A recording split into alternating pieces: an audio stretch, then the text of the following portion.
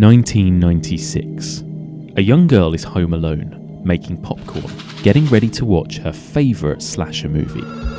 She gets a phone call from a mysterious stranger. At first, he seems friendly, and the pair start talking about their favourite scary movies. What's your favourite scary movie? But little does she know that the man on the phone is stood right outside her patio doors, watching her, wondering what her insides look like.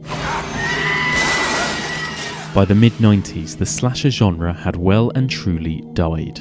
Freddy was dead, Jason was in hell, Michael Myers was no more. We'd seen every single masked lunatic dismember every single type of teenager in every single way imaginable. Teenage audiences were now a little too savvy. They had begun to see and point out the tropes, the cliches, the rules. But when director Wes Craven and writer Kevin Williamson used this idea to make a brand new slasher film, one that referenced these rules and tropes and turned them on their head, they were unaware at this point that they were about to reignite the slasher genre for a whole new generation. Join me as we continue exploring the evolution of the slasher and we review Wes Craven's meta masterpiece, Scream. There are certain rules that one must abide by in order to successfully survive a horror movie. Welcome back to the evolution of horror. My name is Mike, and as ever, I am your host. If you're joining us for the first time, then welcome. On this podcast, we explore and dissect the evolution of the horror genre by looking at particular subgenres across a number of weeks. We are currently in the midst of exploring the evolution of the slasher, and this is part 11, Scream and the Return of the 90s Slasher. This is a very, very exciting period for me to talk about. This was the era that I grew up in. Scream was the first horror movie I ever watched. It was my doorway into the slasher genre and the horror genre. So I'm really excited to talk about these ones in particular. They hold a very special place in my heart. Now, before we get started, don't forget you can always get in touch with us. You can email. The email address is evolutionofhorror@gmail.com. You can find us on Twitter, that's @evolutionpod, or on Facebook, that's facebook.com/evolutionofhorror. Everyone's been getting involved in discussions a lot more in the last couple of weeks, and that's been really, really nice. It's great to be able to chat to listeners and discuss horror with them. So much so, in fact, that there's now a discussion group on Facebook, the Evolution of Horror discussion group, and that's where any of you guys can post things, share things, discuss all things horror on there. So that's really, really nice. You can find that group page on Facebook. Now, a lot of people have been asking me recently what we're going to be covering next after the slashers. What's the next subgenre that we're going to do? Well, I'm not going to tell you just yet. I'm going to leave that as a little surprise that will be revealed in the next few weeks. But if you do want to find out, then please do like us on Facebook and follow on Twitter, because that is where I'm going to reveal the news of what movies we're going to be covering and what guests we're going to be featuring in the next series of the podcast. That's going to start in the new year. But for now, we are still in the midst of the slashers. We've still got a couple of weeks left to explore. So let's get into this week's discussion. Now, joining me to discuss all things Scream is one of my favourite film critics from one of my favourite movie magazines, the world's biggest movie magazine, Empire. I am very excited to be joined by the brilliant Helen O'Hara. Helen, welcome. Hello, how are you doing? Yeah, very good. Thank you so much for joining us. Pleasure. First of all, for anyone who might not know you or might not have heard the Empire podcast, I mean, weird as that may sound. Oh, so weird. Tell us a little bit about you. I mean, you're hailed as kind of the geek queen of Empire, aren't you? Yes, I'm not sure where I got that title. I think actually I do know. I got it from my colleague Chris Hewitt. But no, I worked on staff at Empire for 11 years. I sort of co-host the Empire podcast. I'm now editor-at-large for Empire, which also allows me to write for other people, so I get Very cool. cover films all over. It's great. So tell me, first of all, before we get into Scream, like, what's your relationship with these kind of movies, the kind of slasher movies, horror movies in general? What are your sort of thoughts on them? To be honest, I mean, slasher-wise, I think Scream was actually my way in a weird way. I mean, it came out when I was finishing school, basically. That's where I sort of started taking an interest. I'd tried, because I was kind of trying to educate myself in film as a teenager, and I'd watched Halloween, and I'd watched a couple of the others, Nightmare on Elm Street, I think. I'm a big wuss, so they had both scared me silly, but I'd kind of made an effort to see them, but they didn't sing to me. They're not my favorite genre. No. Whereas when I saw Scream, I had enough of that horror knowledge to kind of get the references, although I'm not by no means a horror geek. But, I was able to sort of get it, but it felt much more catered to me. It felt much more knowing and much more aware and much less frustrating than a lot of those movies are to watch. Yeah, totally. I think I had the similar experience. I think it was pretty much my way into horror movies, which is it's a weird thing because I think for a lot of people it was kind of, it was very much a nostalgic thing, wasn't it? And but I was, I think, maybe 13 or something, or 12 when it came out. And so watching that, and I loved the movie. And also I was thinking, what are all these other movies that they're constantly talking about? Friday the 13th and Nightmare on Elm Street. And from that movie, I kind of tracked down all the others. It was like you say, it's quite a great way in. It is actually, yeah. But which is ironic because it was intended for those older generations who had grown up on all those 70s classics. Yeah, exactly. So. Scary night, isn't it? With the murders and all, it's like right out of a horror movie or something. Now, one of the main things that slasher movies are often accused of is being very misogynist, very hateful towards women. I mean, this is a genre that celebrates women getting naked and then being cut to ribbons, essentially. What are your thoughts on that? Do you agree with that point of view? It's the great contradiction of the slasher genre, isn't it? Because on one hand, they're terrible for women. They would throw in all of these completely unnecessary topless scenes just because you had to have boobs somewhere, right? I mean, otherwise it didn't really count. Yeah. And in fact, again, that's another thing that Scream explicitly comments on. Yes. But they also tended to have, not always, but they tended to have the final girl. It tended to be a young girl who was the one to beat the unstoppable killer, and no one else could stop the killer. No one else seemed to have the capacity to stop the killer, except for the virgin, which presumably then these slasher movies, the slasher is basically a unicorn, right? And the virgin is the only one who can tame him. It's very odd, isn't it? Because again, they've got this reputation as being really kind of immoral, scuzzy movies, which in some ways they are, but also there's this kind of conservative sort of morality to them in a way, isn't there? Where it's like, if you behave well, you'll survive kind of thing, which is, exactly. And I think it's good that Scream challenges that a little bit. And it is explicitly not a virgin who actually wins the day. So, you don't lose your capacity for reason or for, fight as soon as you have sex, which is nice. Absolutely, yeah. I want to see Jamie Lee's breast. When do we see Jamie Lee's breast? Breast? Not until Trading Places in '83.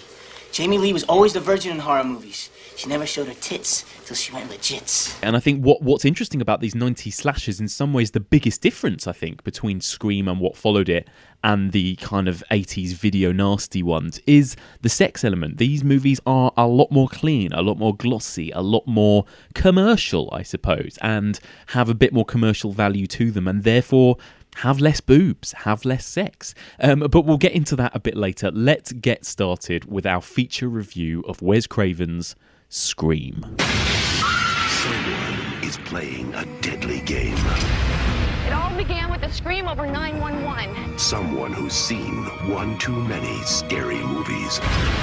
Now he's taken his love of fear. Hello? Hello, Sydney. One step too far. Do you like scary movies? Well, we open with a high school student, Casey, at home, making popcorn for a movie night in with her boyfriend when she receives a mysterious phone call. And she gets talking to this person on the phone who asks her if she likes scary movies, challenges her to a quiz, and basically ends up killing her when she gets a question wrong. Spoiler. And it sets off a chain of events, essentially. Then we learn that there is this killer stalking this town. It may or may not have some connection to a murder a year ago of the mother of our heroine, who's Sydney Prescott, played by Neve Campbell. And so Sydney's trying to basically figure out what's going on. And increasingly it becomes clear she's a target for this killer, whoever he, she, or they may be. And she has to try and fight her way through. What was you talked briefly about when you first watched it. What did you think when you first saw it? Did you find it scary? Oh, yeah. I mean, I am, no, as I say, I am 100% a wuss. Like, I absolutely get scared of these things. I still get freaked out by the velociraptors in Jurassic Park. And I have seen that approximately 1 million times. So anything jumpy, anything scary, anything sudden will get a reaction from me, but also creeping, building tension is something I find it very hard to deal with. And it has both, and it does both brilliantly. It doesn't have, too many of the cheap kind of jump scares that you get bored of them, but it has enough that it kind of peppers the tension a little bit. That first scene with Drew Barrymore, who, lest we forget, had been sold as the lead of the film, or at least one of the leads. It's her face on the poster. Absolutely. So when she is killed, you know that all bets are off, and you know that you can't trust this film to deliver what you think it's going to deliver, and it puts you on edge for the whole rest of the movie. Hello? Hello? Yes? Who is this? Who are you trying to reach? What number is this? What number are you trying to reach? I don't know. Well, I think you have the wrong number.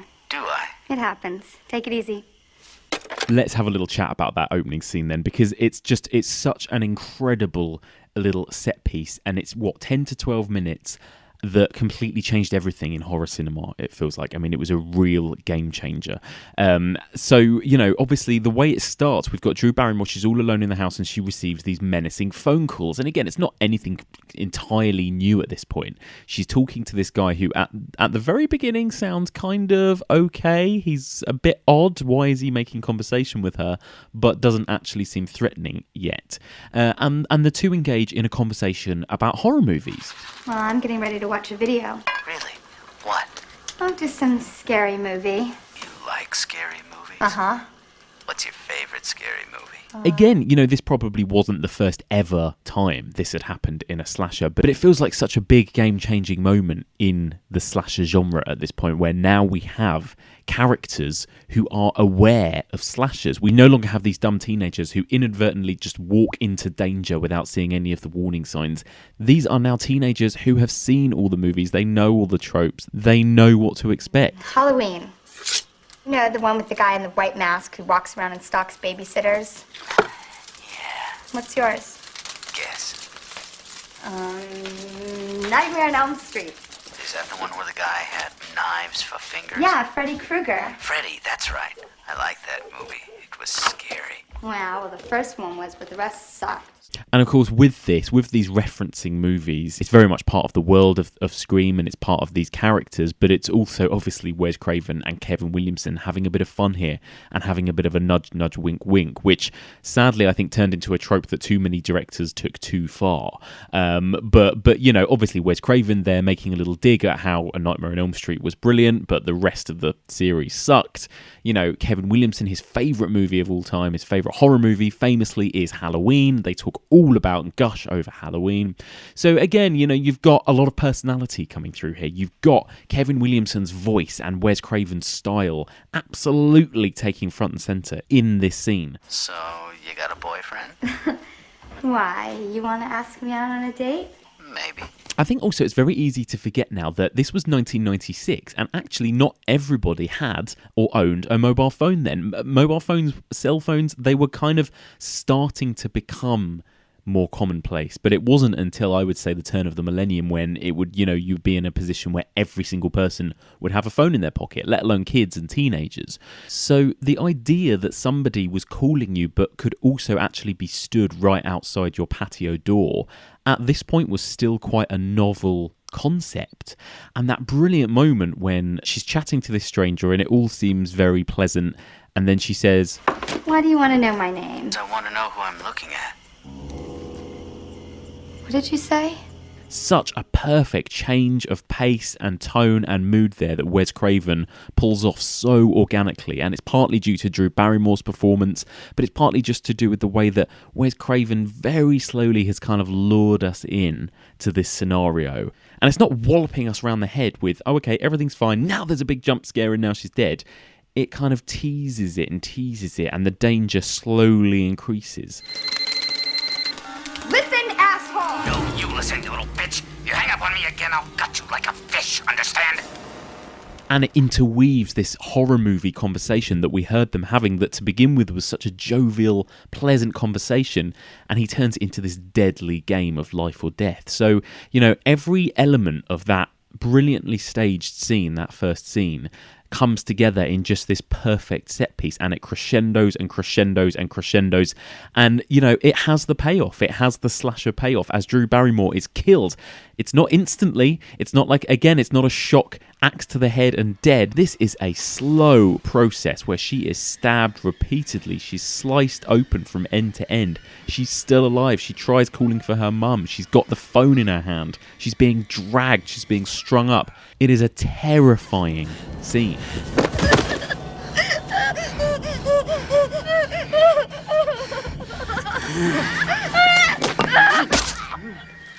I guess that's kind of, everything about this film feels like a throwback to old movies. And that has a bit of Psycho to it, doesn't definitely. it? The kind of Janet Leigh thing where, everyone thought she was going to be the main star, which was...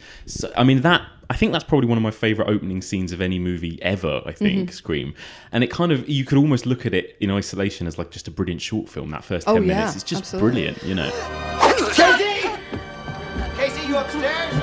Casey, baby. Oh my God, I can hear her. And also credit to Drew Barrymore, because she was originally cast as Sydney, and she said, no, I want to play that's brilliant. This doomed girl in the first scene. And it works just on every level. I think a lot of people think of Scream as this kind of parody or comedy, but that is played dead straight.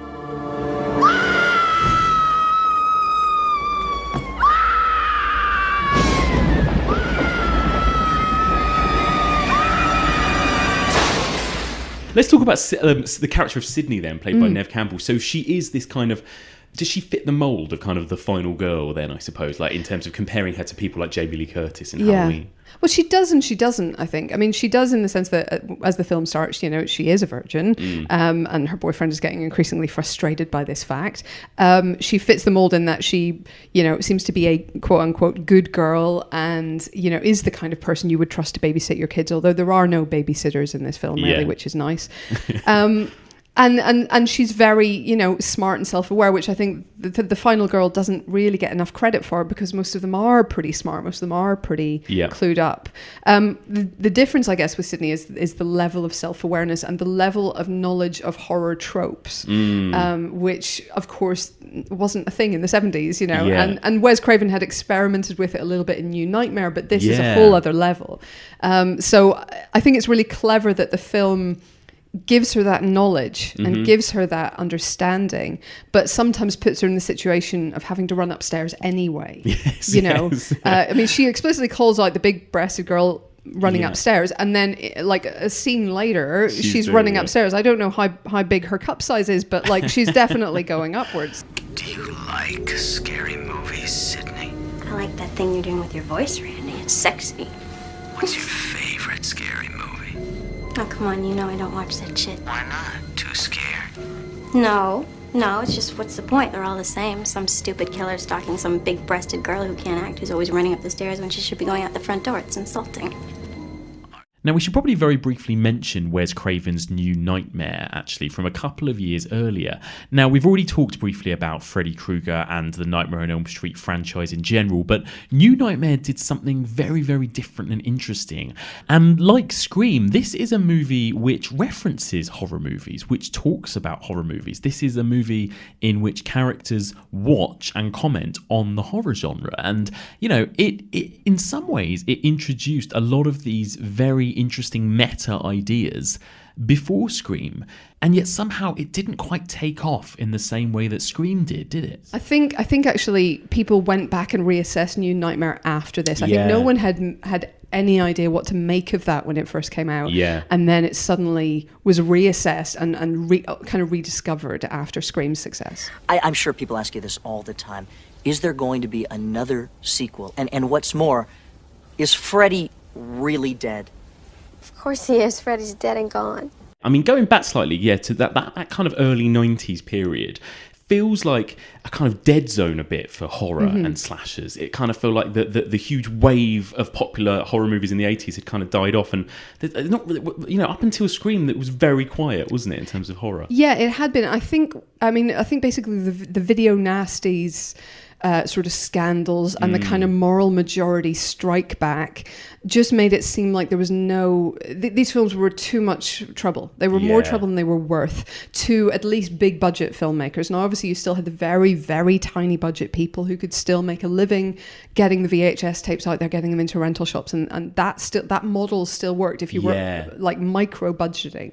But anything higher than that, like, it was just too much hassle. You were going to have to deal with censorship. I mean, Scream itself had a few wrangles with the MPAA in the US, and so I think it did kind of kill the genre for a little while there. Like, it was too much trouble to deal with. And Scream brought it back in a huge way. This was $14 million budget, and it made over $100 million in the States. Wow. So amazing. Suddenly you've proved that this is kind of a viable big screen thing again. Yeah. And of course there were a wave of imitators.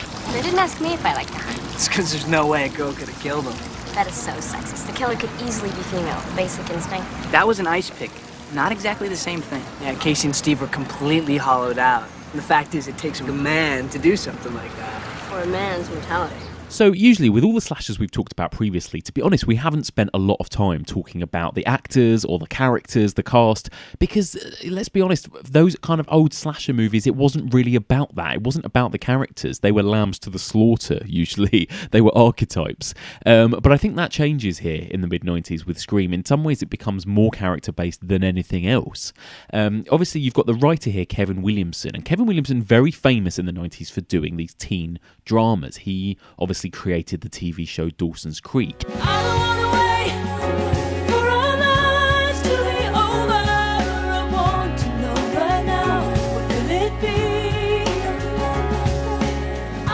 You know, Michael Blythe said in an earlier episode when he talked about this era, you know, there's a reason why he was so good at doing these kind of slasher movies, because he was very good at writing for teenagers. And most of these movies do feel a bit like Dawson's Creek with blood in them. But, you know, what that means is that we actually get good characters in this movie, and they're all played by really good actors. And actually, when you look at the cast now, it's like, wow, you know, for a slasher movie. But obviously a lot of them were unknown back then. But when you look at that lineup now, it's a pretty impressive cast, isn't it? It is. I mean, you had the fairly known people. Drew Barrymore, this was the kind of end of her comeback, I guess, in some ways, or the beginning of the end of her comeback. You know, she kind of begun to reestablish herself with little things like Poison Ivy and stuff like that. But this was really, you know, putting her first and foremost. Courtney Cox obviously was on Friends at the time. So you had those people kind of, you know, who were vaguely known quantities, but not in anything like this. Yeah. And then, you know, Neve Campbell, she was in Party of Five, but again, unless you were watching that, she wasn't known. So it's so funny, because a lot of those films that, you know, occur over the next few years, they were all people basically from the cast of like either Dawson's Creek, Party of Five, or Buffy, basically, weren't they? It was like all that school of teenagers, quote unquote, who actually most of them were sort of late 20s to early 30s. At least, yeah. I was home watching television. The Exorcist was on. It got me thinking of you. It did? Yeah. It was edited for TV. You know, all the good stuff was cut out, and it got me thinking of us. I thought that the guy, is it Skeet Ulrich? Is that Skeet Ulrich, I think he's really good, actually. Like, he is, obviously we can talk spoilers on this, by the way, and we can talk about the end. But, you know, I think he does a very good job of being, you know, is he a psychopath? There's something very creepy about him, is he not? You know, he does that very well. I think it's interesting as well. I was watching it again in preparation for this, and I noticed the scene where, so they've just had sex in the bedroom. Yeah. She starts questioning him, she becomes suspicious again. Says, about his phone call. About your phone call. Who did you call? And he sort of turns and goes, I can't believe you're still accusing me of being a psycho. What the heck, you know? And he never looks kind of more like a romantic hero in that movie than at that moment, just before he's sort of stabbed. Yeah. And I think it's kind of, it's really nicely played, just keeping him on that level of, is he a dreamboat or is he a total skis ball? Like, you just don't know. What do I have to do to prove to you that I'm not a killer? Oh my God. Huh? Oh my God. Sydney. Billy, watch out! I mean, what about Matthew Lillard as Stu as well? What did you think of him? I think he's great. And watching it this morning, I really, really appreciated him more. I mean, obviously, he's having a bit of a moment again at the moment. Yeah, in Twin Peaks. But I think we forgot to appreciate Matthew Lillard for a few years there. And yeah, I don't think we should. I think he's great when he's given the right role and the right part. And he feels more like a weirdo teenager than a lot of the others. Yeah. He feels like the sort of dude bro who's going along with his, as it turns out, more sociopathic best buddy than like a dyed-in-the-wool killer. But obviously he's not a good guy. But he's just kind of, he just seems really easily led. Yeah. Did you really call the police? You bet your sorry ass I did. My mom and dad are gonna be so mad. And let's talk about Gale and Dewey for a moment. So this is Courtney Cox and David Arquette. And obviously these characters were very much the light relief, I feel like, through the trilogy. They bring that kind of Scooby-Doo mystery, almost comedy, you know, especially as the series progresses. And also there's this romance, there's this ongoing romance that's obviously happening off screen and on screen, which is, you know, gives it that whole other extra meta layer. But what did you think of Gale and Dewey? Oh, I love them. I think the sort of flirting scenes between Courtney Cox and David Arquette are so important because they're so cute. They're so cute. You know, the whole I may be 25, but I was 24 for a whole year. Yeah. I mean, all of their lines together are lovely. I mean, it probably helps there was obviously real life chemistry between them. Yeah. But you need that brightness and that lightness to kind of leaven everything else that's happening, I think. And some horror movies don't have any of that. And I think you get bogged down and you get almost just depressed by the whole thing. Yeah. I think that they add a lot of the comedy, but they also add a lot of the kind of hope, maybe that's too strong a word, but a glimmer of hope to the whole thing, and I think that's really important. If I may say so, Miss Weathers, you are much prettier in person. So you do watch the show? It's interesting there that you used the word cute to describe them, which is absolutely right. They are very cute, but it's weird. That's an unusual term to use when talking about a slasher movie, isn't it? Cute. And I wonder if that is why there are a lot of horror fans who don't completely embrace Scream and all of the 90s slashers that come after it. There's something very clean cut about them. There's something very accessible, you know. We're not dealing with late night cinema showings of indie nasty movies anymore. We're dealing with, as we've mentioned, all your favourite TV stars together in one movie with a few murders thrown in. So it does feel like a bit of a different beast. It's somehow a little bit more mainstream and maybe therefore a little bit less cool than the old ones. But this movie definitely has, you know, we've talked briefly about that kind of comedy and horror balance. It's quite a fun, optimistic movie in a way, isn't it? It is because, you know, again, we're talking spoilers. So many people survive certain death. Oh my God, I know. So many people, like, you know, there are people who are shot in the chest and they're fine. Yes. I mean, you have to shoot Skeet Ulrich through the forehead to actually be sure of keeping him down. Yeah. You know, so, but all of those goodies that we've talked about, you know, Neve Campbell, Courtney Cox, David Arquette, they're all stabbed or driven into a tree or whatever, and they're all standing at the end of the movie. There are certain rules that one must abide by in order to successfully survive a horror movie. For instance, number 1, you can never have sex. Big no-no! Big no! So I think Randy obviously is one of the most important characters in the Scream trilogy, really, because he is the movie geek, he is the horror nerd, he is the one who lays out the rules. And, you know, that speech he gives where he sort of outlines the rules of how to survive a horror movie, what he's talking about really there is slasher movie. He's pretty much done my whole job for me there. Everything that I have kind of dissected across the last 10 episodes of the slashers, Jamie Kennedy's character of Randy pretty much outlines it in 3 bullet point rules there. Don't have sex, don't do drugs, you know, don't say I'll be right back, i.e. don't do sort of the stupid thing. You know, these are the rules that I've been discussing for weeks and weeks now with people. And this movie laid it all out on the table. It looked back at all of those movies like Friday the 13th and Halloween and Nightmare on Elm Street, and it said, right, what are the kind of point by point rules and formulas of these slasher movies? And it laid them all out on the table. And, you know, I think, as far as I'm aware, fair, was this the first ever movie to do this, do you think? Yeah, it certainly felt like it. If it had been done, it had been done in much smaller films. Yeah. But, I'd certainly at that point never seen this before, never seen characters talking so openly about the genre they were in. Yeah. I mean, even beyond just laying out the rules, there's the scene where he's lying on the sofa watching Halloween, talking to Jamie Lee Curtis, and exactly the same thing is happening behind him. Just amazing. I mean, that's just incredibly layered, and it was so much fun to watch, even as you're shrinking into your seat because you're convinced he's about to be stabbed. Yeah. Jamie, look behind you. Look behind you. Turn around. Behind you. Oh, turn behind you. Yeah. Jamie Kennedy, by the way, is so much more likable in these movies than in anything else he's ever done. I know. I'm sure he's a lovely man in person. I know. But in these movies, you really want... I mean, I was more devastated by his death in Scream 2 than any other slasher movie death. Totally. I think, ever. What did you think of Tatum's death scene? I mean, that one is... It strays into the ridiculous there with that one.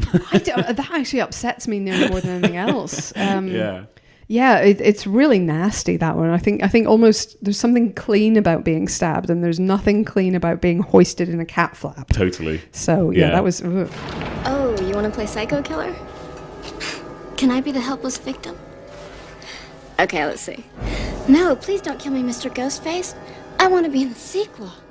Let's talk for a minute about Mr. Ghostface then, the killer of Scream. It's really interesting because people talk about the killer in the Scream franchise being Ghostface, but of course Ghostface isn't really the killer. It's whoever it might be in that particular film that has the Ghostface mask. The beauty of Scream is that the killer is a completely human guy. It's not some sort of being that keeps coming back to life over and over.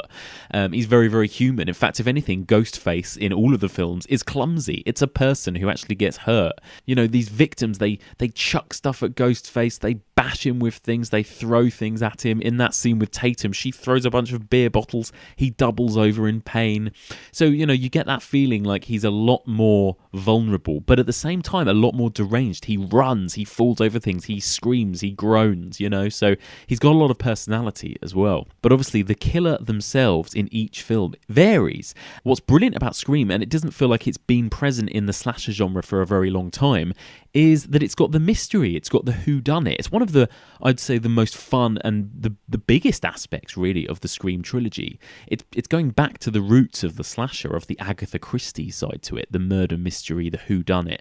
And so, as well as being, scared and excited by these big dramatic set pieces, you're also constantly going, right, could it be him? Could it be him? Who is it right now? He's died, it can't be him. Now it could be her. Maybe it's these two together.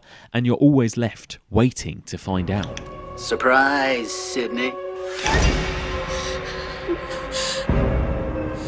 Do you remember the first time you saw it, who you thought the killer was? No, I'm not very good at figuring that out. Yeah. I mean, I sort of thought, I thought what you're meant to think, which is that it was far too obviously Skeet Ulrich, so it wouldn't be Skeet Ulrich. Yes.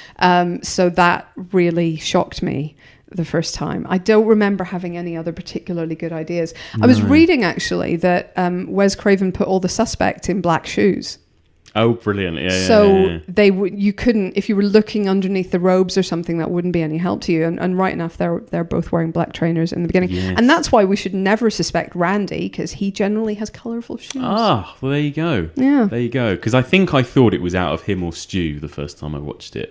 If you discount the boyfriend, I suppose there's only a few more people left. Yeah, there's not that many. But yeah, no, it's good. And I know that I think it definitely happened with the sequels that, the ending and the killer reveals were hidden even from the cast a lot of the time, or that they would have various different versions, to stop it from getting leaked and all that kind of thing. What's the matter, Sydney? You look like you've seen a ghost.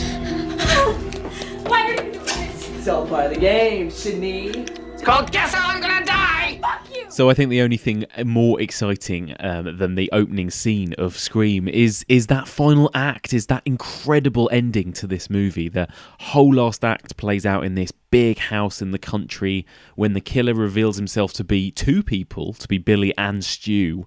We then go into this insane last set piece where they kind of, as well as kind of explaining their motives behind what they did, they begin stabbing each other, completely deranged. The whole kitchen gets soaked in blood. We have chase scenes scenes, we have jump scares, we have killers dying and coming back to life, all the while Halloween is playing on a TV screen in the background, just to add that extra meta layer.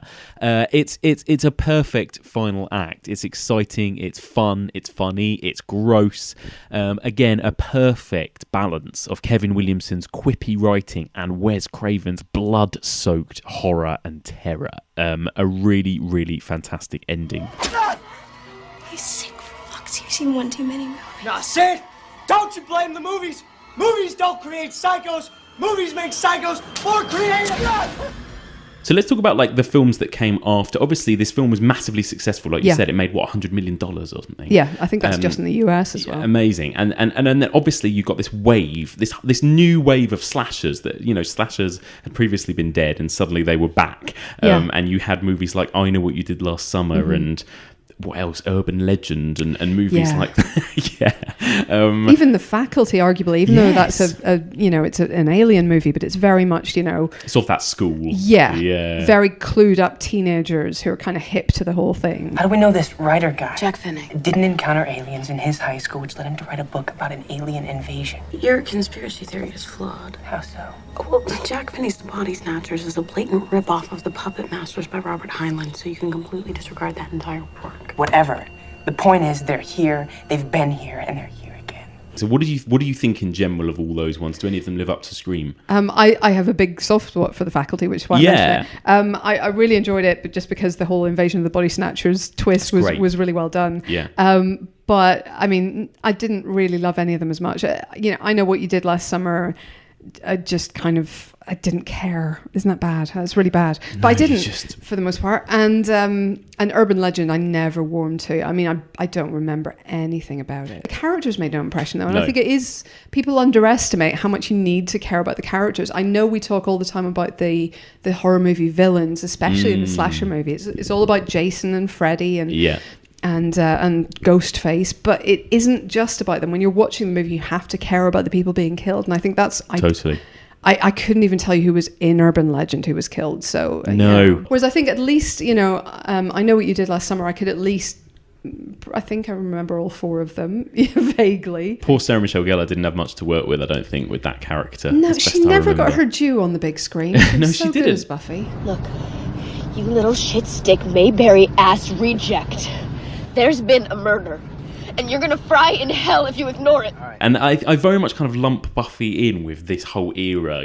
Obviously it was all around the same time. Well, Buffy was again, a riposte to the whole final girl thing. It was like, what if this, frail-looking, gorgeous young co-ed is actually the one who can save us all from the giant unstoppable monster? And it was explicitly designed to be a hit back to that. So Buffy absolutely belongs in there. But Buffy was a little later, of course. That was 97 that began. Was it? Yeah. So this probably helped. The movie had been out, but the movie is terrible, and let us never speak of it again. I know. We don't talk about that movie. No. And actually, the only movie I think that kind of lives up to Scream in terms of the way it plays with horror is Joss Whedon's Cabin in the Woods. Actually, I think that was like the next movie I saw that was like, wow, they nailed it there. Yeah, and it did. It had a similar premise, and let's play with these tropes and these genres, but at the same time, it did something different again, which I think is what you needed to do after this. The way I see it, someone's out to make a sequel, so it's our job to observe the rules of the sequel. Number 1, the body count is always bigger. Number 2, the death scenes are always much more elaborate. I mean, actually, let's talk briefly about the sequels. What did you think in general of the sequels? I mean, do they live up to the original? I don't think they're ever as good because they don't have that element of surprise that we had for this one. But I do think they're very good at commenting on themselves. So Scream 2, I think I think they do decline just steadily. I think Scream 2 is the next best. And I think you've just got great things. I mean, killing Randy I'm still upset about, but I get it, and it works in the context of the film. The bad guys there are brilliantly done. The boyfriend there is brilliantly done. So that all kind of fits really, really well and works really nicely. With all due respect, The killer obviously patterned himself after 2 serial killers who have been immortalized on film. Thank you. Right. Are you suggesting that someone's trying to make a real-life sequel? Stab 2? Who'd want to do that? Sequels suck. No, wow. Come on. That's the one with Stab in it, isn't it? Where they go and see, and it is Tori Spelling playing right. Neve Campbell, which is what she was worried about in the first place. And it's Heather Graham playing Drew Barrymore in the opening scene. That's right, weirdly. yes, it is. And Jada Pinkett Smith gets killed. God, you realise how many cameos they shove into this trilogy, or these 4 films, Absolutely. It's an unbelievable amount. I mean, obviously, going back to the first one, Wes Craven makes a tiny appearance. As the janitor. Who looks like Freddy Krueger, called Fred, which is just brilliant. And what's his name as well? The Fonz. The Fonz, Henry Winkler. Henry Winkler, what who a great actually, scene. again, brings a lot of much-needed comedy, but also, he's the reason that everybody buggers off from the party. Yeah. Listen up. They found Principal Henry dead. He was gutted and hung from the goalpost on the football field. What are we waiting for? Let's go over there before they pry him down. Hey. So after this kind of wave in the sort of late 90s, it then kind of seemed to trickle out quite quickly. Do you think that the slasher movie is dead now? I mean, I think there's always time for the bad guy to come back for one more kill. Yeah. I think none of these genres ever really die. I think what happens is they need new blood everywhere. Gosh, all of these metaphors are very it's great, isn't it? horror Perfect specific for slashers. Yeah. Yeah, but genuinely, I do think that the danger with a lot of genres, and it's not just sort of horror subgenres. I think it happens in sci-fi and fantasy and so on as well. Once we become overly familiar with the tropes, you need to reinvent the tropes to make them work again. So all of those the markers, you have to start over and make those fresh again. So we've had so many cats jumping out and startling us that's not scary anymore. So unless the cat turns into a killer, we don't care. And I think that's kind of where we are right now. There were so many lesser imitators after Scream, and so many further Scream movies. And scary movies, just taking the mickey out of the whole thing, that we needed some time out. And in the future, we may well come back to it. I think that the horror, the torture porn kind of genre, subgenre, whatever, is interesting as well, because I remember being shocked by the violence in Scream. Yes. Which was, I mean, it is a horrendously violent film. That last act in the kitchen is still quite shocking, I think. So much blood. Yeah. And the sort of the stalking of Drew Barrymore in the first scene is still incredibly shocking. Yeah. So it did have that shock value that we'd certainly lost from kind of the mainstream big movies, if never from the sort of the VHS kind of nasties. And then the torture porn genre was the first to go another step beyond that. And I think it took that genre and that sustained brutality of that genre to actually shock us again. Yeah. And so that's why they had to go further. And there was a bit of an arms race for a while of how nasty you could go. And then again, you come across people's limits and you have to stop for a while and rethink. Yeah. Got as far as kind of the Human Centipede 3 and then kind of hit a wall, I think. Yeah. And thank goodness that we still have a wall, because honestly, there's got to be a limit. I know. Yeah. And obviously, they are still making slashers in the kind of indie, the Fright Fest world, for example. But when it comes to the mainstream, we're very much now, it's kind of gone the other way again, and we're more in the kind of the insidious, conjuring school of horror, aren't we now? Yeah, we've actually gone back to those kind of creepy ghost movies of the 60s rather than that kind of slashers of the late 70s. And it's having a moment, and those scare me a lot as well. Oh God, yeah. And I'm sure that when we get sick of that, we can go and do something else. But I think the horror genre right now is actually in some ways more vibrant than in any time I can think of. Things like The Babadook and It Follows and A Girl Walks Home Alone at Night. Yeah. These are extraordinary movies. Yeah. And I think it's really exciting to see where it's going. When you look back on Scream now, is it dated? Well, the fashion certainly is, darling. Well, of course. Lots of the sort of the little. Well, actually, they're coming back in, aren't they? The sort of the little belly tops and the stacked trainers and all this kind of stuff. It all goes in waves. It goes in waves. It does. But no, I mean, it's still a really, really good film, and I think people underestimate how effective it is, both as a horror movie and a commentary on horror movies and a comedy. Like it's a really good movie, and I think every time. it's one of those films you don't necessarily think about being a great film. You don't necessarily think to put it on your list of the greatest whatever's ever made. And then you go back and see it, or you catch it on TV and you're like, damn, this is really good. Careful. This is the moment when the supposedly dead killer comes back to life for one last scare.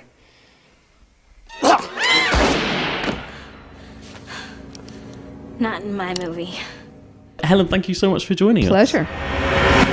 A huge thank you there to the brilliant Helen O'Hara. What a treat to be able to sit down and discuss Scream with her. Now, we didn't want to end the podcast just there, because I feel like those other movies that I briefly mentioned there with Helen, I Know What We Did Last Summer, etc., I feel like they merited a little bit more discussion. So to join me here for a very quick chat on some of the best and worst of 90s slashers is my good friend Rob Watts. Rob, hello. Hi, Mike. Good to be back. Oh, this is lovely, isn't it? It is. We've even got a beer with us today. This is lovely. It's a perfect scenario. Yeah, it is, actually. This is how all movies should be discussed, in a small broom cupboard with a pint of beer. Absolutely. Perfect.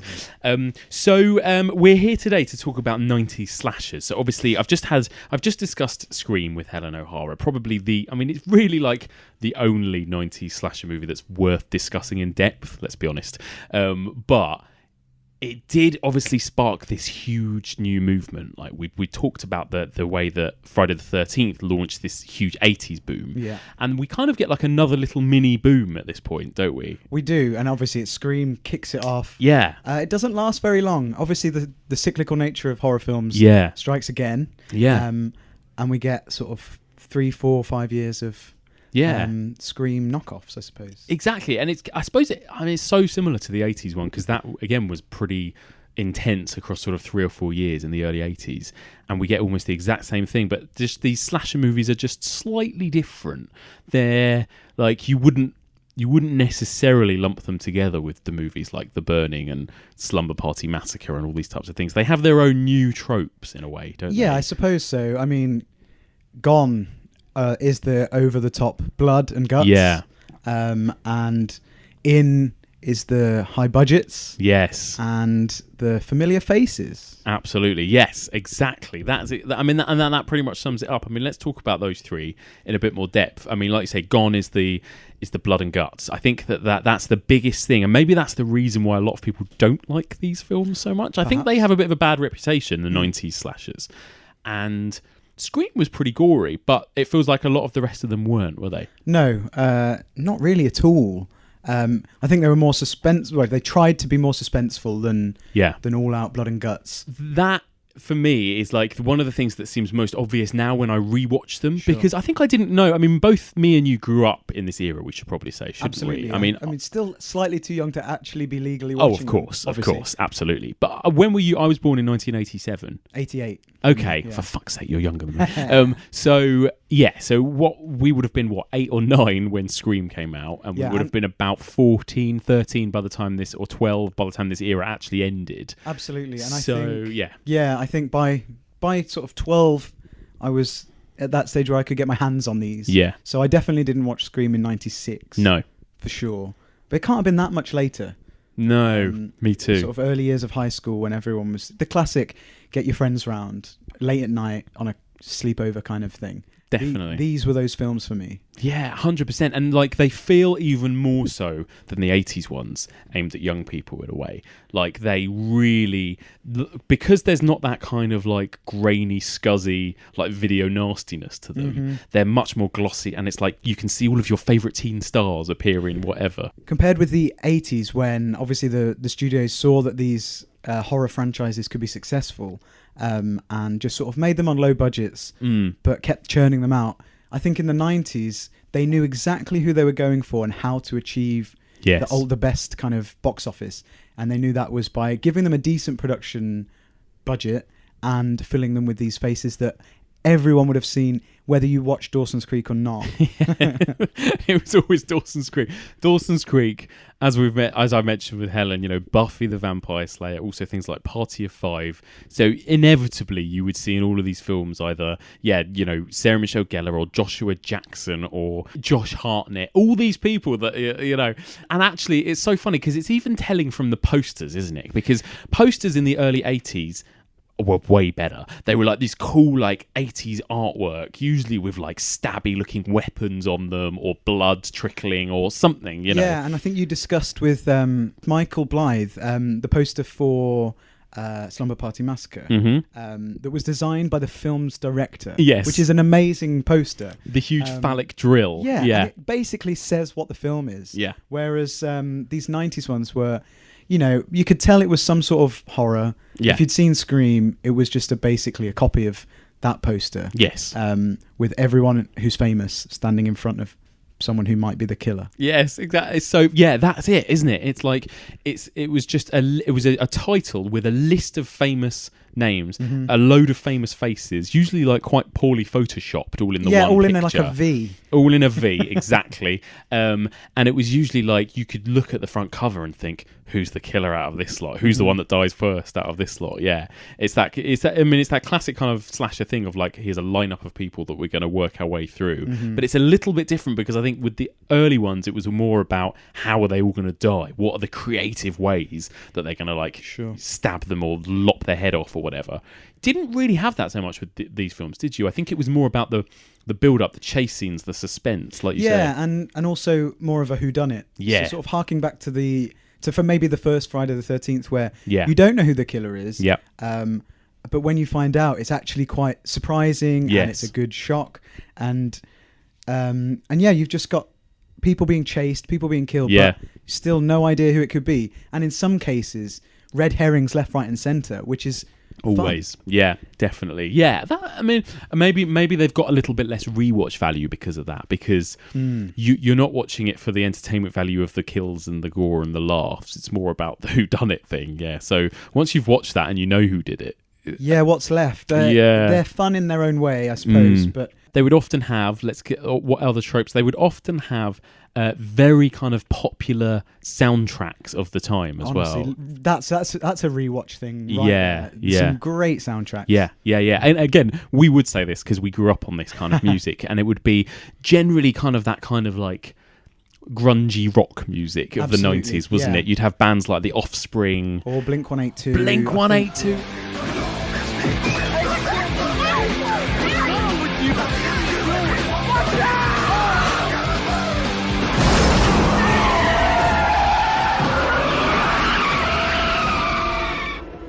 Okay, so let's begin. I mean, why don't we I think let's talk about the one that I think was the first one that came almost directly after Scream, which was I Know What You Did Last Summer, which was a pretty, I remember it was being marketed as from the writer of Scream, because it was Kevin Williamson, the makers of Scream. If you love Scream, you'll love, first you had Scream, then you had I Know What You Did Last Summer. It's true. I mean, and obviously Kevin Williamson, writer of Scream, writer of Dawson's Creek, creator of Dawson's Creek.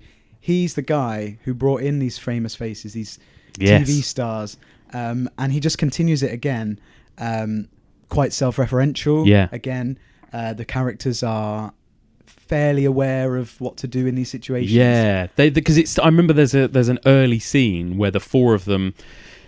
I can't remember what it's like. They've just graduated, or they've just had their. It starts off and they're at some sort of celebration, aren't they? It's definitely 4th of July. That's it. And they combine it with something school-related as well. Yes, 4th of July weekend, that's it. And they're all on the beach drinking, and they're telling each other stories, aren't they? And again, it has that kind of savvy, let's tell each other these kind of urban legend stories. And one of them is there's a guy with a hook, and they hear scratching on the roof of the car, and it's all very much like this thing that is such a recurring trope with all these we're about to talk about, these young teenagers scaring each other with these scary stories. Sure, there seems to be at least one scene in all of these films where they sit around discussing some kind of murder. Whether it's like you said, an urban legend or a local story or a film they've watched previously.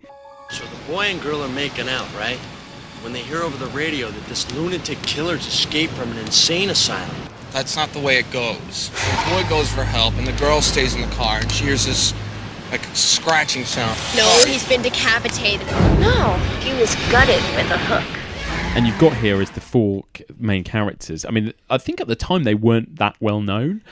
Yes, maybe more from television than from film. Yeah. You had Jennifer Love Hewitt, Sarah Michelle Gellar, Ryan Philippe, and Freddie Prinze Jr. And all of whom went on to more things. Yeah, when you say those four names now, I think most people will know all those four names, really. For sure. Yeah, whereas at the time, I think probably Sarah Michelle Gellar and Jennifer Love Hewitt, I think, were the two bigger names. Buffy being in it is a big thing. Also, she was in Scream 2? Yes, shortly after this. Yeah.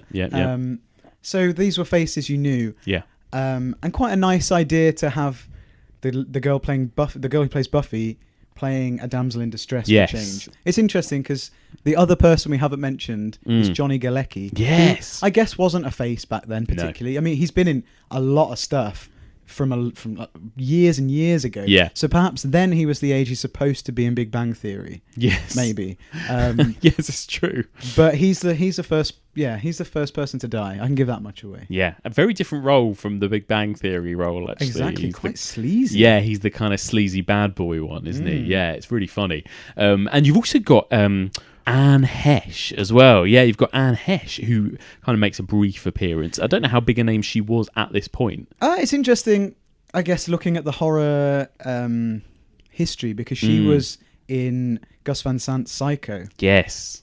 So she's fairly well known. Yeah. Especially well known as being the new Janet Leigh. Yeah.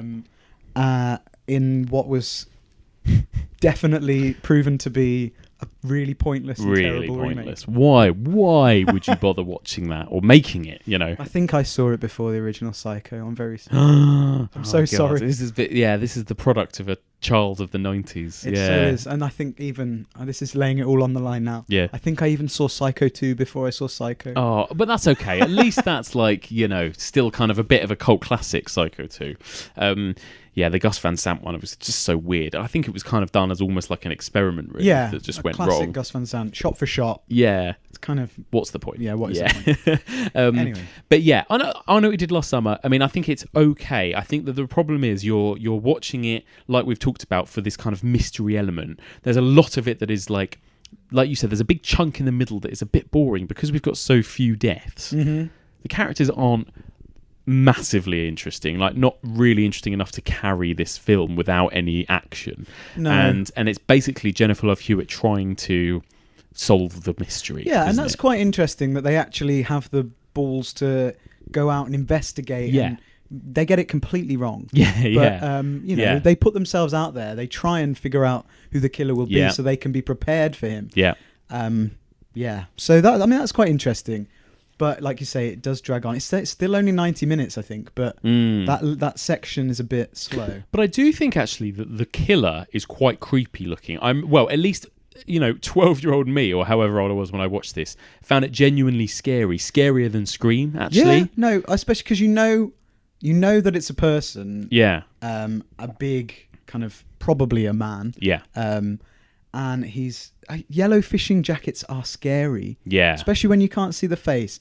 And a better weapon than Scream, if you ask me. Ooh, what, the hook, the fish hook? Yeah, it's amazing. There's a great death involving that hook. Yes, there is actually. It's the one like kind of true slashery death. If it's the one I'm thinking of. Yeah. It has that kind of, I don't know, oomph. Yeah, whereas brutality. a knife is just in and out.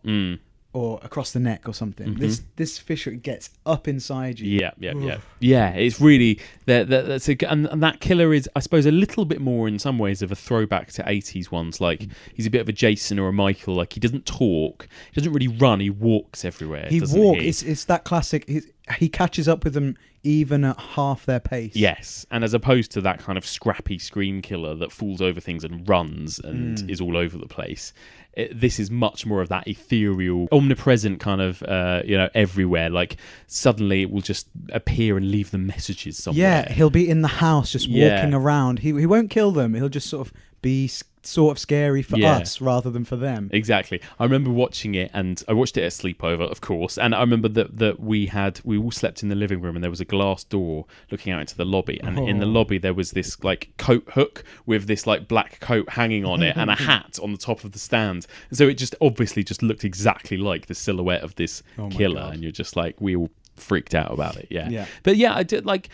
So I don't think it's like a bad movie really, and I do remember it had like a lot of quite good suspense, but I think it doesn't have the payoff necessarily that you're after with a good slasher, and it doesn't have, I don't think, any rewatch value really. I don't know that I agree completely. I mean, I think I watched it recently a few months ago, and I purposely got a friend round to watch it because I knew it was fun, not that I didn't want to be on my own. Because it's so scary. But because it was one of those that I remember being great Fun. to watch with people. Yeah. So we were watching it, and I think actually the final kind of 20 minutes are quite effective. Okay, that's maybe the section I remember least. So obviously I'm not going to give anything away. But it's quite suspenseful. It's quite fast paced. Yeah. It's different. It's not like most of these are set on college campuses or schools. This one is set in a little fishing village. Yes. And it's just pretty nasty. Okay, let's move on to the next one then. I think if we're working our way chronologically, which I kind of am vaguely in my head, I think the next film that would have come out would have been Scream 2, wouldn't it? I think that's right, and very, very soon after. Yeah, like they must have started production on Scream 2 as soon as they wrapped Scream 1. It felt like they just churned it out. Again, very, very reminiscent of things like Friday the 13th and stuff. They just got straight on it. True, except you've got Wes Craven still at the helm. Yeah. Kevin Williamson on Kevin Williamson on script duties. He had a busy couple of years. Yeah, and obviously brought back all of the surviving characters from the first one. So you still had Nev Campbell and David Arquette and Courtney Cox. Lev Schreiber came back. I love Lev Schreiber. And Jamie Kennedy as well. So yeah, everyone from the first one returned. But yeah, Scream 2 is still very good, but just compared to the first Scream, inferior. That's the problem. Slightly. I mean, for a direct sequel, it's up there as one of the best, I suppose. Yeah, it doesn't lose the scariness. No, it's still pretty funny, and you're still guessing about who the killer or killers are. Yeah, I think that the scare to laugh ratio was just right in the first one, and I think in the second one it was more about there was still scares, but they were less so and more laughs, and then the third one went even more the other way, and that's because of the whole meta thing. This is where the meta, you get an extra layer, obviously, with the film of the first film. With all due respect, the killer obviously patterned himself after two serial killers who have been immortalized on film. Thank you. Right. Are you suggesting that someone's trying to make a real-life sequel? Stab 2? Who'd want to do that? Sequels suck. No, come on. And it's quite a cool idea, really, and it suits the world of Scream very well, because Scream is all about movies and scary movies, and so obviously Scream 2 starts with people in a cinema watching this horror film. Absolutely. And it's funny because there's this whole conversation about how sequels are inferior and how they suck compared to the first one. Well, maybe Wes Craven purposely made exactly an inferior sequel. Made it a little bit less good than the first one. Hello? I suppose the closest thing to the Drew Barrymore scene in Scream 2 is the Sarah Michelle Gellar scene. There's a scene where Sarah Michelle Gellar plays a sorority girl and she's on her own in the house. And this happens sort of about half an hour into the film. And she's on her own and she starts receiving all the phone calls and she thinks it's her boyfriend playing a prank. Notably, she's watching a movie, a scary movie, and she's watching Nosferatu, so she's watching a vampire movie, which I'm sure was deliberate because this was right in the height of Buffy, Buffy craze, and that's quite a good suspenseful scene as she's kind of creeping around this huge house. I mean, another thing about the tropes of these 90s films, how rich are every single character? They all have houses that are like mansions. It's true. I mean, they do all go to amazing looking high schools or colleges. Romanticized view of what teenage years are, because they all look like models as well. That's true. You don't have any of these kind of like Superbad-esque teenagers. No, and it's not like an inner city high school. No. Run down. No. Kind of. It's like a bunch of very pretty, very clean-cut white people who all are about 30 rather than about 17, 18 as well. Okay, what's next on our 90s slasher list? Next up, Halloween H2O. Of course. It's 1998 in a remote California town at a secluded private school. One teacher is living in fear. I'm not who you think I am. I changed my name when I went into hiding. Terrible. Take off your clothes. My brother killed my sister. How'd he do that? With a really big kitchen knife.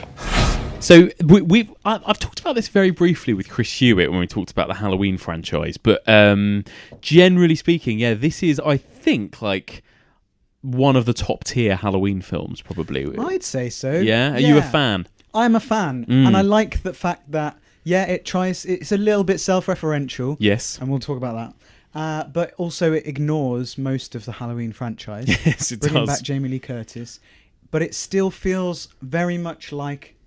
It feels a bit like a Halloween film, which is good.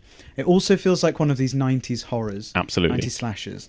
And it's really quite short, which may be to its detriment. But yeah, I'm a fan of this. And I remember watching it at the time, thinking, I prefer this to I Know What You Did Last Summer. Yes. And yeah, just like it. Yeah, I think you're right, because it's like, I think it is better than I Did Last Summer and some of these others, because it still has Michael Myers and it still has Jamie Lee Curtis. It's got the good elements of Halloween. But then it's also got, I think this as well is written by Kevin Williamson. So I think he had a bit of help. I think he helped a little bit on the script. Yeah, so it's got that real Kevin Williamson spin. It's got Michelle Williams from Dawson's Creek. It does. So Josh Hartnett as well. Josh Hartnett, and it's his first role. It says in the credits, introducing Josh Hartnett. Wow. So there you go. Introducing Josh Hartnett, but also definitely one of Janet Leigh's final roles. It was absolutely, yeah, playing the school secretary or something. Yeah, something like that, which is cool to see her and her daughter in the same film. Really cool. And also the Psycho car. Yes, brilliant. I love it. And that is the Scream meta element, isn't it? It's full of that. Oh, damn it! Oh, Miss Tate, I'm so sorry. I didn't mean to make you jump. It's okay. Well, hey, it's Halloween. I guess everyone's entitled to one good scare. I've had my share. The meta element can be tiring, but little nods are fun. Yeah. As long as it's not overwhelming. It's like, I was watching it thinking, why has she got an old car?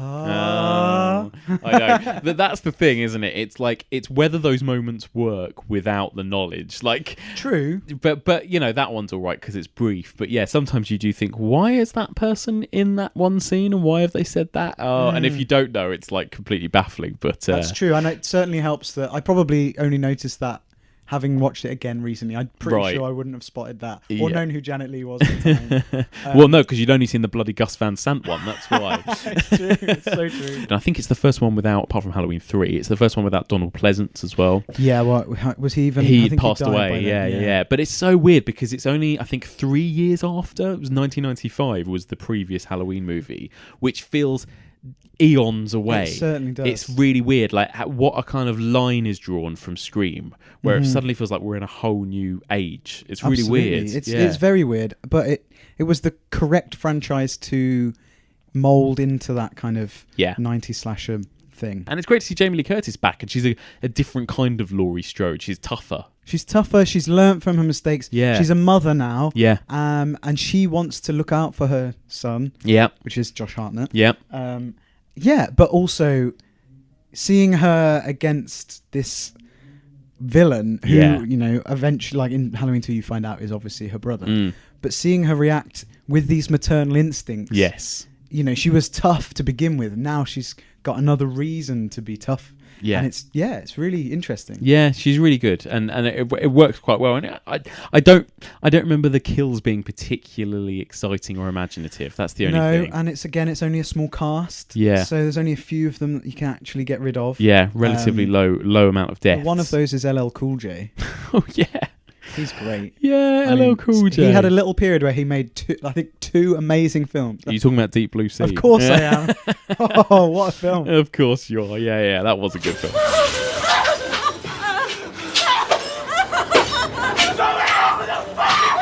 I do remember one good bit when you've got Michelle Williams and Josh Hartnett, and they're kind of pressed up against a door, and there's a gate. Yes. And Michael Myers is coming through the gate gate with the knife. And the knife is sort of centimetres from their face, but he can't reach any closer, and he's just slashing towards them. That's cool. And then that's followed by the bit where Jamie Lee Curtis lets them in, and she looks through the circular window at Michael Myers, who looks back at her. It's the first time they kind of come face to face. Yeah, that's cool. That's good. And I think that's the thing. It's all part of that excitement of just seeing these characters back.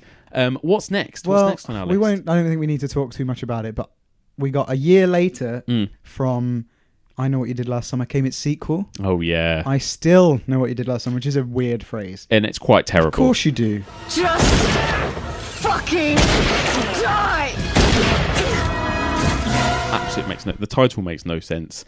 The plot makes no sense. I don't know how... and when I rewatched the first one recently, I couldn't remember it that well. I was like, I'm sure they were on an island somewhere. Yes, they go to the Bahamas. Yes. And that's all I remember. It's terrible. Except for it's got the worst reveal of any killer ever. Yes, it does. Yeah, it does. Like, the guy can't act. No, it's really terrible. There's one moment when Jennifer Love Hewitt gets locked in a sunbed. And I remember thinking that was quite nasty, except, done so much better in a Final Destination film later on down the line. So, and there's a character played by Jack Black, who's like this white Jamaican bloke who just sits and gets stoned and has a terrible Jamaican accent. It's just really cringy. Yeah. Yeah, that's my baby. Y'all growed up good. Y'all growed up real good. Really bad. So I think that's one of the low points of this era. That For film. sure. Yeah, they didn't really have a clue what they were doing there. No, terrible. Okay, what's next? Let's move on. Well, then we get Urban Legend. Oh. Now, this is, again, thought of as terrible generally by a lot of people. I don't mind this. You quite like this too, I quite don't you? like this. Yeah. In fairness, yeah. When I was young, this was probably, apart from the Scream ones, this was my favourite. Last week, we discussed folklore. Today, we get more specific. This is what we call an urban legend. Contemporary folklore passed on as a true story. Something you might I think it had a little bit of a higher body count than some of the others. Yes. And it's just got millions of characters in it. It's got loads of people in it. And again, it is still meta. Yes. If you want to it is. Use that word. I hate that word, but it is. So you have your cast of pretty attractive people. Mm-hmm. So there's Josh Jackson, who pops up in Scream 2, I think. Obviously Dawson's Creek. Yes. There's a horrible little scene where he gets in the car and turns the radio on, and it's the theme tune from Dawson's Creek, and you're like, and he goes, sorry, yeah. Could you be any more on the nose? Just in case you hadn't realised who this guy was. So it's got Josh Jackson, Rebecca Gayheart, who I could never remember her name, but she was always around. She was in lots of things. Yeah. Again, she's in Scream 2 as one of these like sorority girls. There you go. Yeah. Who else is there? We've got Alicia Witt, who is like the main sort of final girl. From Twin Peaks, Twin Peaks, yeah. And you've got Danielle Harris, who plays the roommate, who was... The goth roommate. Who was actually famous in horror circles for being the little girl in Halloween 4, 5 and 6. She's the Jamie Lloyd. She's the new final girl. That's interesting. Yeah. I didn't know that, so that adds to the list of people who've been in other horrors. Other slashers. Because you have Robert Englund, of course, as the what is it? He's like a lecturer. He's a lecturer of urban legends, which is sounds like a great course, to be honest. Folklore, isn't it? Yeah. Oh, and what's his name from Smallville? Oh, Michael Rosenbaum. Yeah, Michael Rosenbaum. Pre-Lex Luthor. Yes. And also, the film opens on a red herring. Brad Dourif. Oh yes, Chucky himself. I never realised that was Brad Dourif. Yeah. Of course it is. Yeah, of course it is. The stutterer. Yeah, the guy who basically gets blamed for the first murder. Yeah. Someone's in the back seat! Yeah. And no matter what role he ever plays in anything, he's still creepy. Yeah. Oh, and we've also probably forgotten the biggest star of the bunch, Jared Leto. Jared Leto is the main guy, who is now, superstar, Oscar winning, and the Joker. So yeah, Jared Leto. So a big cast of people, probably the most famous faces in some ways in this film. We've got truly recognizable faces, yeah, as well as those. I mean, Jared Leto had been in My So-Called Life by that point. Of course, dressing exactly the same. Another 90s teen favourite, which actually is fantastic. Yeah, it's good, isn't it? Claire Danes. I only saw it a few years ago. And for some reason, I really connected with a 13-year-old teenager, like girl. There you go. Well, there you go. Yeah, and, you know, so loads and loads of characters, ridiculous story, ridiculous plot, but actually quite a fun kind of roller coaster ride film, isn't it, really? And we were talking about how a lot of the deaths aren't particularly inventive. This one This goes one a little bit further. It does. And you have all the deaths by the unknown killer, who doesn't look very good. It's just like a killer's, parka. Yeah, the killer's really bad. Just wears a parka. Yeah. But all the deaths are based around these urban legends that Freddy Krueger, that Robert Englund's character talks about in his classes. So you have, I mean, I won't spoil them all, but there is, as a hanging scene, there's a classic. They talk And about that's good. Someone Yeah. gets hanged on a tree, but the person who's in a car beneath them can only hear scratching on the roof. Yeah. Of course, and that happens. You know, there's the killer hiding in the backseat of the car, Classic. which was actually a genuinely scary moment. I thought when I first watched it. Every now and then I get a little bit terrified, but then I see the look in your eyes. That's why the opening scene is so effective. Yeah. Because you've got a creepy guy who you could believe to be the killer. Yeah. And then you get this massive surprise. Like, Yeah, you it's get a good that twist. opening twist. Yeah, it's good. It's stupid, and there's nothing like massively original about it. But actually, No. out of all of these other ones that aren't Scream, I'd say like at least this one is quite fun to watch with mates because you've got like a series of quite consistent deaths Uh-huh. and murders. Yeah. You've got lots of famous faces. And compared to the others, this one throws red herrings at you from the beginning, left, right, and centre. You could believe any of these characters are the killer. Yes, you would, and you'd believe any of them over the person that actually turns out to be the killer. So and you've also got Tara Reid as well. Tara Reid, who God, the famous faces just Tara roll Reid's out. career in the late 90s, early noughties was just astonishingly good. Second to none. Yeah. Yeah. All right, you guys, this is what you're gonna do, okay? Hello? Hello? She has a good scene, a good chase scene in that film, actually. And that's a real 90s slasher trope. You've got like one big kill scene that isn't so much about an elaborate death, but it's about an elaborate chase scene, isn't Yeah. it? Up and down stairs and things being thrown, and then maybe a moment where she'll hide and she'll think the killer's gone, and then they won't be, and then they'll chase some more. Yeah, and then someone will come in and be like, I'm here! Yeah. And then they'll get killed in front of them. Yeah, or she'll be calling out to somebody, but they won't Yeah. be able to hear her. Absolutely.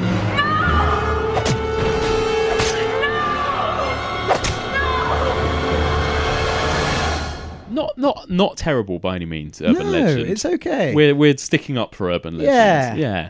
Okay, what's next? Next is Cherry Falls. Oh, this is another good one. This is good.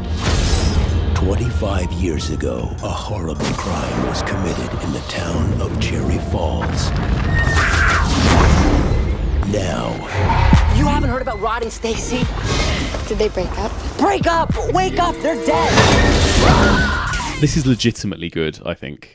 That's legitimately strong good. praise. I mean, Urban Legend, I think I'm saying is good in a relative manner. You know, Sure. I think Cherry Falls is legitimately quite a good film. Yeah. Yeah, no, I You think you disagree. its intentions are great. Yeah. I've certainly the more kind of curious and interesting in terms of the slasher genre at the Exactly, time. yeah. So let's talk a bit about the story of Cherry Falls, because actually one of the things we haven't really talked about with this era, because it's a bit less prominent, is the whole puritanical, if you're a virgin, you live, if you're a promiscuous, you die. It's a little bit less on the nose with the 90s ones, isn't it? Well, yeah, does Scream references it, but and then all the imitators don't really. To be honest, sex isn't a thing that exists because I think because of all the big names that probably would refuse to do it with. Possibly, yeah, that's true. But then, so it's kind of weird that you then get Cherry Falls, which is trying to turn that trope on its head. Yes, even though we haven't really seen it for Yes. a good while. Yeah. So the setup of Cherry Falls is that you're in this town called Cherry Falls, obviously. Brilliant. Yeah. And you have Brittany Murphy, who's another one of those faces. She was in Drop Dead Gorgeous with Kirsten Dunst and stuff around the time, and went on to amazing things before she passed the late away. great Brittany Murphy. Yeah, Love her. So basically, the killer of this movie is killing virgins. It's really funny. So it is like a bit more comedic, but also a little bit like Scream. Even though it has those comedic elements, Cherry Falls has a bit more gore. It has a bit more nastiness to it as well. And unfortunately, I think it fell quite heavily under the censors, as we talked about with the others. But the kill scenes, you see a lot of blood after the murders have taken place, right? But actually, the killing is less. You almost don't see it, which is strange. And also, some of the scenes have this really weird slow-mo effect, which looks absolutely terrible. Oh, I don't remember that. It doesn't happen every time, but when it does, you're like, what is going on? That's just terrible. Are you sure that wasn't your computer, like, buffering or something? How do you know I watched it on my computer, Michael? So you've got this trope twisted on its head that hasn't been seen for a while, and it does lead to an awful conversation between father and daughter where he's like, so where have you got up to base-wise? I need to ask you a personal question. Is that how far you've gone? Base-wise? Can you go further? I mean, this is what's quite funny about this film. Yeah. I like it. And I mainly remember the last act being like, every teenager decides to survive, they have to have sex. So there's like an orgy There's an orgy. scene. There's the school kids just like they set up a party where everyone will have sex so they won't get killed. It's called like Pop Your Cherry Ball or something, that's isn't exactly it? what it's called. Yeah. Which is fantastic. Amazing. Cherry Falls. Don't you want your first time to be something beautiful, something romantic?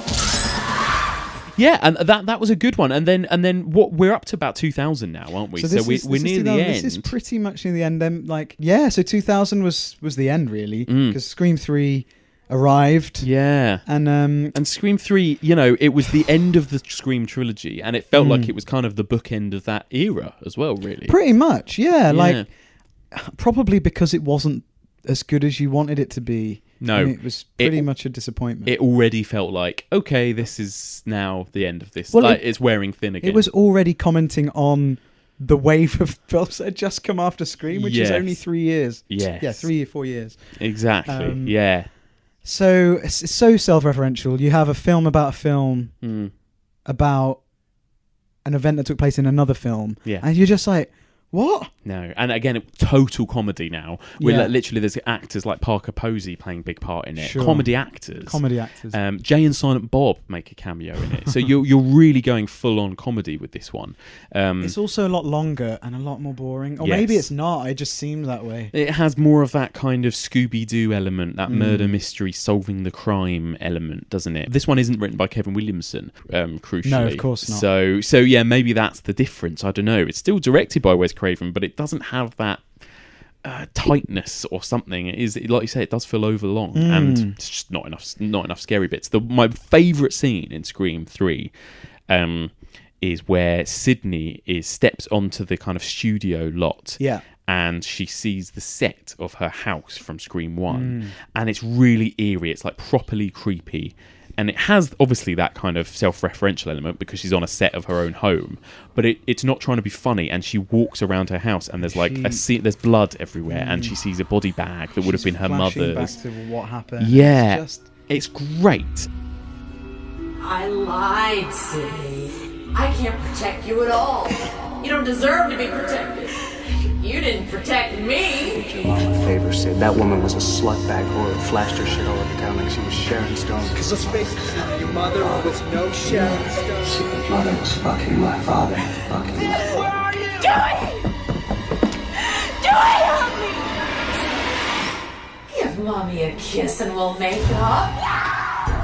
And then she kind of gets chased, and I won't give away what happens, but again, you don't know whether this is Sydney being mad, like whether it's in her head or whether it's real. And it's like that angle there, if they had pushed that further for Scream 3, that could have been a really good film, like by this point, maybe Sydney could be really messed up and reliving her past like this, having Hollywood literally like shove her own traumas in her face constantly, what effect that does to her and stuff. Absolutely. Mike, you should be making horror films. I should be bloody making these horror films, yeah. So Scream 3 sort of marks the point where it ends. There may be one or two that trickle out afterwards, but really the complete nail in the coffin is Scary Movie. Yeah, of course, which happened, that same year? 2000, yeah. I'm in the house. Do you know where I am? I could be anywhere. I'm like the wind, baby. Yeah. Where am I? You're behind the couch. And that really was the nail in the coffin, I mean, not just for 90s slashers, but really for slashers. I mean, it did it. Because that whole era was built around being self-referential. So to have a parody of self-referential horror films, like a parody of a parody. Where do you go from that? Yeah. I mean, I have to say, I do have a soft spot for Scary Movie. It's so on the money. It's funny. There's a funny, and the opening scene is funny, where you've got Carmen Electra from Baywatch. Yeah, so that's the third time we've had that scene in 4 years? Yeah, because you have Drew Barrymore, then you have Heather Graham, now you have Carmen Electra. Yeah, so true. Hello. Wanna have a little fun? Who is this? Tell me your name and I'll tell you mine. I don't think so. What's that noise? Oops. I farted. I didn't think you would hear me. That was such a huge hit. Scary Movie was a massive hit.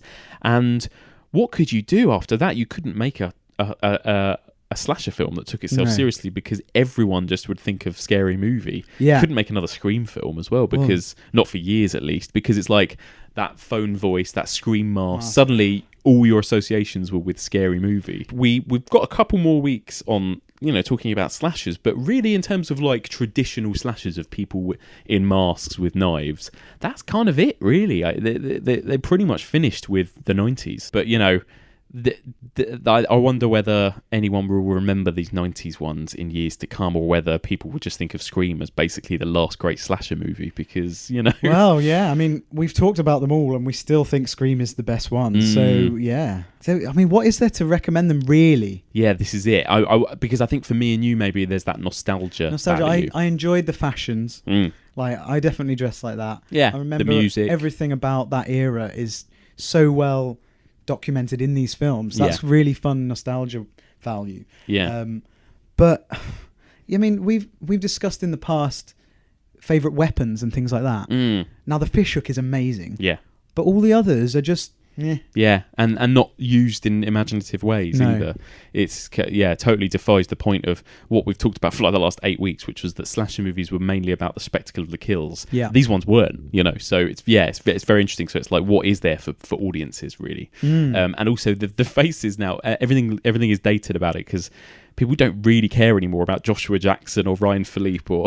I still care about Josh Jackson. He has a place in my heart ever since Mighty Ducks. Okay. I watched Mighty Ducks 2 for my 27th birthday. Oh, well, there you go. I You're love still Josh a fan. Jackson. Okay, all right, good. Maybe I've hit the wrong one there. Maybe Michael Rosenbaum then. How about him? Yeah, maybe Michael Rosenbaum, yeah. Oh, I think we've pretty much rinsed the 90s. That's it. Farewell, 90s. There wasn't much to rinse. Not really. I mean, we got a lot. We got a lot out of it. And the 90s was a fun time, let's be honest. Fun time for us. Yeah. But horror gets a lot nastier after the 90s. It does. It takes a real turn into proper horror after. This was like a brief era where horror was just quite light and quite fun. Yeah, very PG-13. Yeah. Cool. Well, Rob, thank you once again for joining me for this chat. It's been lovely. Tell everyone where they can find you. Oh, yeah. So I'm on Twitter at RobWatts88, and I have my blog, which is outsideofadream.wordpress.com. Lovely. Come back again soon. I hope to. In a dusty black coat with a red right hand. And that's it for this week. Thank you so much for listening, and well done if you made it to the end of that epic 90s slasher chat there. A big thank you to my co-host Rob Watt, and especially a big thank you to the brilliant Helen O'Hara. Please come back again soon. If you want to find more of what Helen does, anything she's written, then it's probably easiest to check her Twitter, which is at Helen L. O'Hara. That's Lohara. And you can also find her, of course, on the Brilliant Empire podcast alongside Chris Hewitt.